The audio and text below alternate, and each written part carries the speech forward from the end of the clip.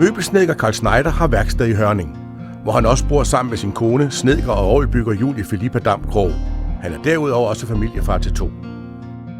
Ja, så om morgenen, det er jo en meget rutinepræget. Vi spiser morgenmad sammen, min kone og mig, snakker om, hvad vi skal få dagen til at gå med i dag, og jamen, så går vi i gang. Jeg går her på værkstedet omkring 7:30.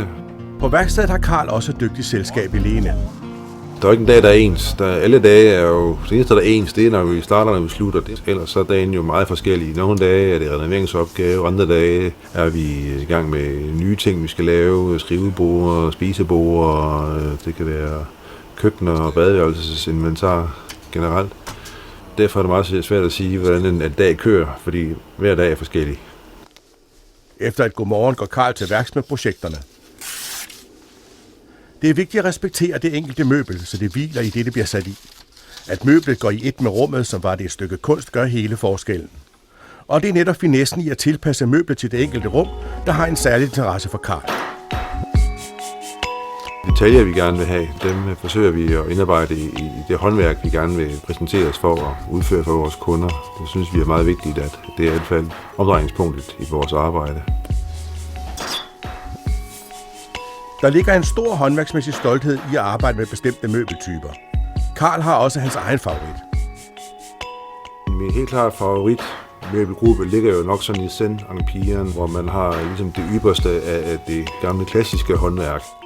Både fordi, at arkitekturen ofte er lidt minimalistisk, samtidig med, at det rent håndværksmæssige udførelse er nået på et tidspunkt et meget højt niveau. Så det er også en glæde at restaurere møbler, hvor man kan se, at det her ligger der meget høj professionalisme og uddannelse i, at kunne lave de her gamle klenodier. Det synes jeg generelt er rigtig spændende og giver en god udfordring. Carl er uddannet snedker i 89, hvorefter han i England studerede Arts and Crafts Movement i 1 år. Senere er Carl videreuddannet i finere møbelsnedkeri hos Carl Malmsten Furniture Studios i Stockholm. Her modtog Carl den højeste pris for hans mesterstykke. Det her, det er mit mesterstykke. Det bygger på, at alting samles i 45 grader. Jeg kan prøve at åbne skabet her. Så jeg kan så folde døren helt op på den anden side, så det ingenting fylder. Alle kanter her, de mødes i 45 grader, hvilket gør, at når døren lukker i, så ser man ingen tykkelse nogen steder på den måde her. Samtidig med, så er der en bord, der går rundt her også, og er 45 grader rundt her. Alfineren ligger også 45 grader. Det billede, som er her, 45 grader, det er også ligesom går igen på indersiden af døren. Skuffen er jo ligesom møbels hjerte. De er håndsænket med det, der hedder svalehaler. Møbel her, det indeholder ca. 260 håndsænker, fordi de er både sænket på forstykkerne og bagstykkerne også.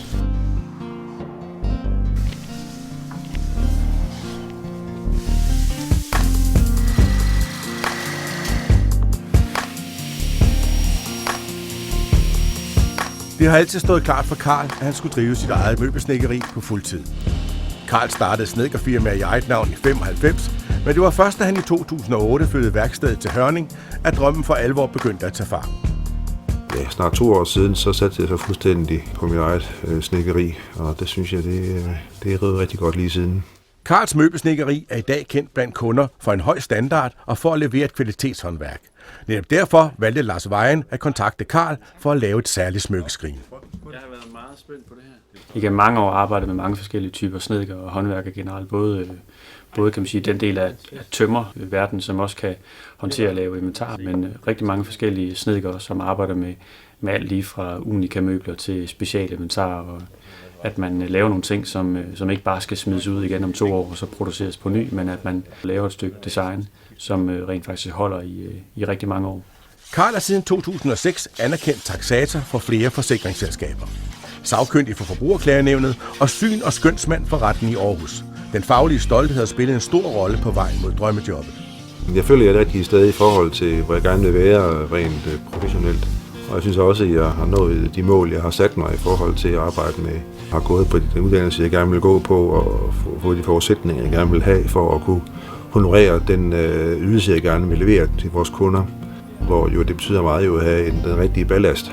Den glæde ved at have en god ballast, den synes jeg er dejlig, at man ved, at man træffer nogle gode valg, og man er sikker på, at man har forudsætningerne for at træffe de bedste valg i forhold til den situation, man nu er i.